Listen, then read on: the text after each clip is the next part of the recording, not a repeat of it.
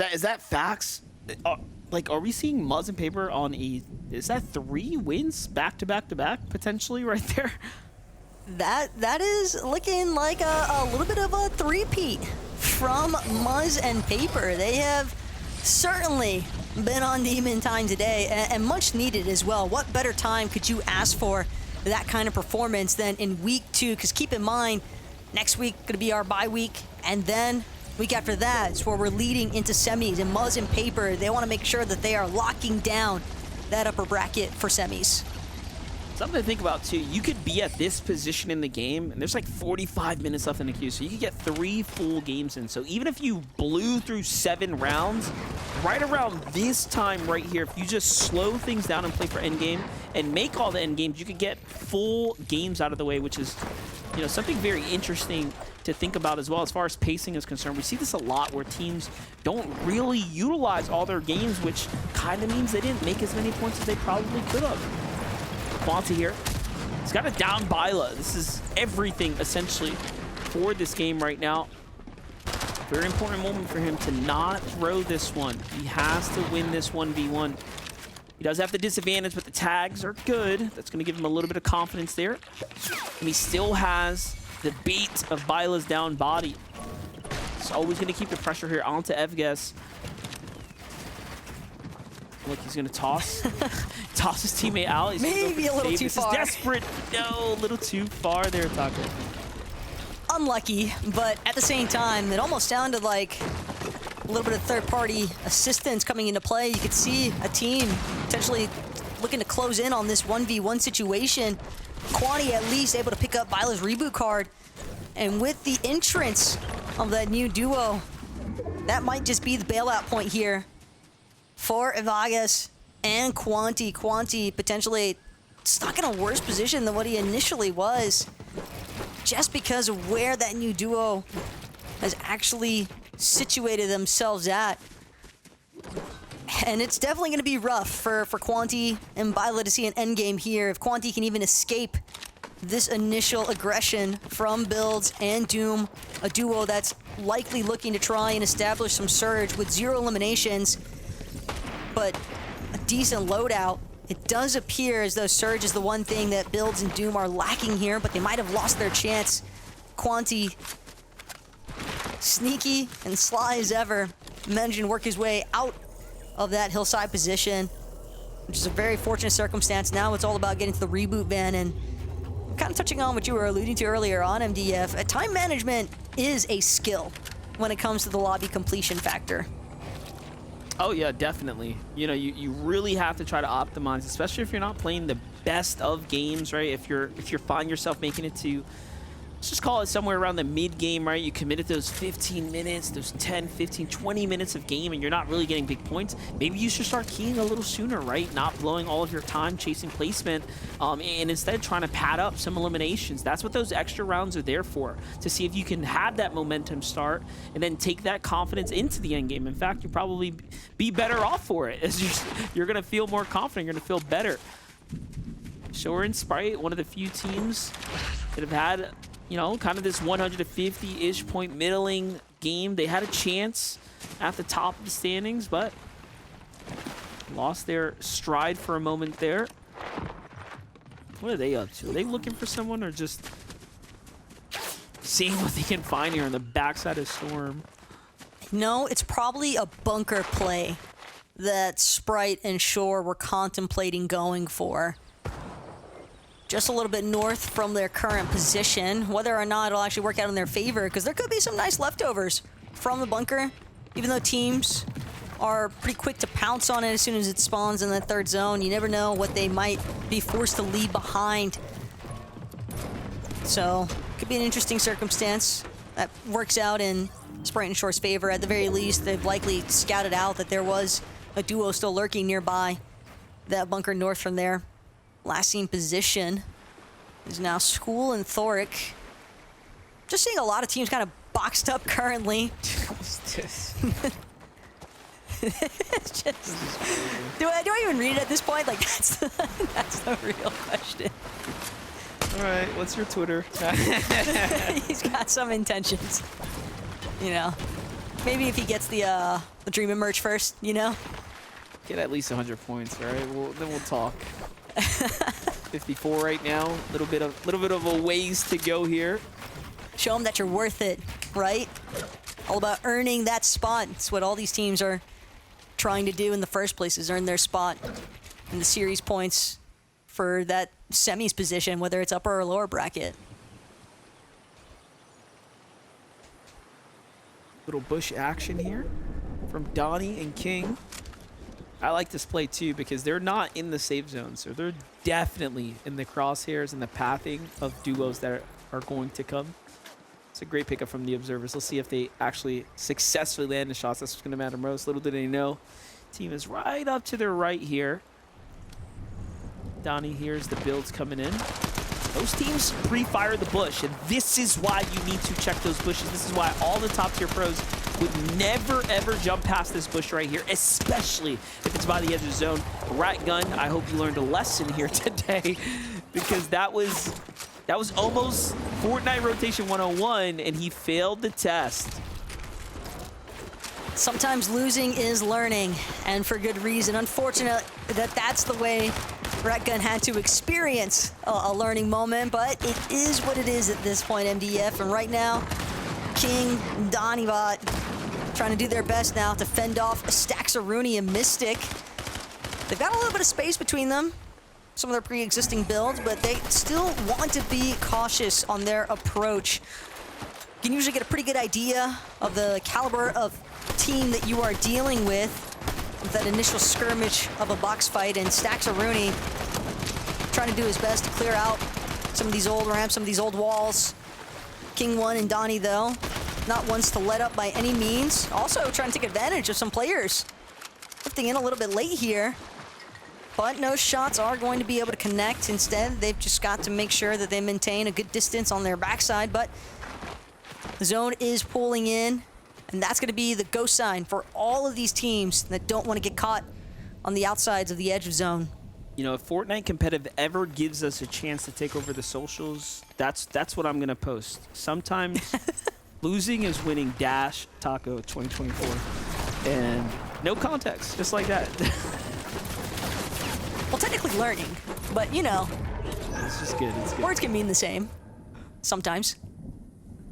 Take a look at this spot. Quante and Blucow come flying out the edge of the zone, barely in. And he finds himself a nice little sweet spot. Meanwhile, no Bucky here. Okis left to fend for himself. Great pre-fire tag right there. That was just excellent damage right here. You can really see how he demanded the respect from Ruby up top. Only 5 below too. What a shame. This is the single tag. One of the only players just right there on the threshold. But even if Okis survives this, his issue is going to be what lies ahead from this position. Duos already poised above Ruby in his current position, and now Aviv Chubbs potentially having heard crack shields. They want their opportunity for a freebie pickup. Ruby trying to create a little bit of space here, but Aviv just a little bit quicker. Gonna look for a different angle of approach here while Chubbs continues to aggress on the front side, and it's Okis that they run into. Poor Okis, just a pure victim after having just escaped such a problematic scenario against the likes of Ruby. Now he's still got to deal with Aviv and Chubbs, an even more dastardly duo to deal with in the first place. And that's going to be the last of Okis' fizz that he's going to be forced to expend here, as well as his remaining dash. Absolute shambles position, but Okis still trying to keep it alive for the 3-1-3 for Bucky. Oh, Aviv lost him there too. Well played by Okis. Get low inside the builds right here. Aviv fully exposed right now. There's no resistance up top. This is all their territory to essentially play for. The Fortnite GOAT and Soul TV get punished for trying to peek there. And Okis lives to see another day. A couple moments longer here. Very odd situation to be in. But look at that. He finds some heals here. Left inside this catacomb of worth of old builds.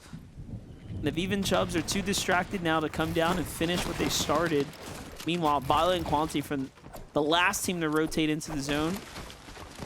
Now set up already. Oh, they're going to look for the fight here too, potentially. I'm going to get some cheeky tags. Let's see it. Quanti is still holding on to that waterbending mythic, so knowing that the drop-off isn't going to be an issue here, he could be looking for a prime opportunity, try and establish some territory on height where the waterbending mythic would work best if he's able to go for the long-range engagements. But he's going to have to work his way through some other teams first, and Okus just trying to find a solid refresh opportunity. His one silver lining being the fact that when we last checked in, he was almost 700 damage above that surge threshold, so that has bought him a good amount of time in terms of how pressured he actually is for these rotations. He's probably going to be able to play a little bit more towards the backside of zone, likely going to stick to the low ground as well, see if he can find another solo or even a split-up duo that he can look for that refresh opportunity on. But he needs one desperately, and it needs to happen ASAP because... Ooh. Just lost my train of thought watching that. That was a great tag from School FN. The fact he didn't even go to finish it. He shot and just looked away. It's just a fade away right there. I was like, yeah, I know he's going to build. It's all good. I'll take the damage. And immediately focuses elsewhere. Okay, so our high ground team is definitely locked in right now. Okus is on the front side of this. Oh, no, he's actually on the back of the zone for the rotate right now. Player in the box, close to getting the finish there, but not enough damage. It's going to come through. Meanwhile, Quanti does get that range that he was looking for to really optimize. But the Mythic switches to the shotgun just in time and finds elimination. What was that? School walking to the wrong box. This is our high ground team, by the way, who is lurking behind just a little too long.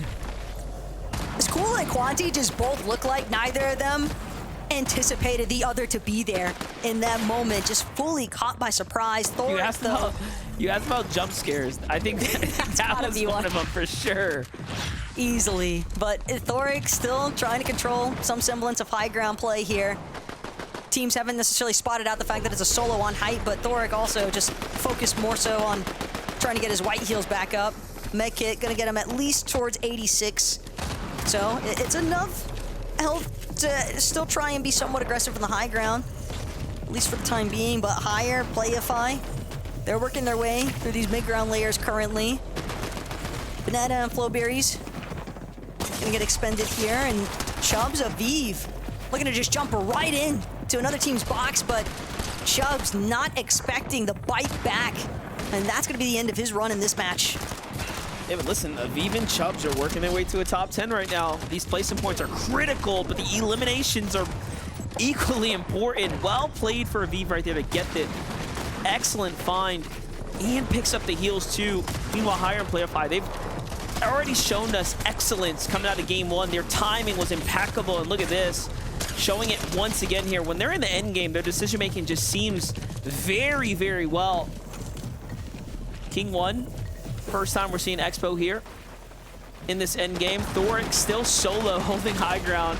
Blocks out Hxvaccow and tries to go for high ground. Has to hit the falling shotgun shot. I don't think he finds it, but Blucow and Havoc here are in control now. 5 elims, high ground with material. This is their game to win, essentially. Could be a problem, though, for everybody underneath them. One thing to point out, though, Aviv did have 500 metal. So max metal is definitely the kind of position you want to be if you're forced to play through the low ground. Although he's ran out of it rapidly. As quickly as he found it, it is depleted once again. This refresh, though, onto Higher doesn't actually get a chance to collect the loot off the body just yet. Knows that he has to keep moving forward. The Banana gonna help him expedite his movement towards that front side of zone. He's just gonna hover the low ground. Teams kind of clearing themselves out, now getting a chance to look back. Hxvaccow depleted. Medallion gonna be picked up there for Aviv as well. Thoric gonna fall next, but that's a saving grace moment from Havoc up above. Potentially winnable.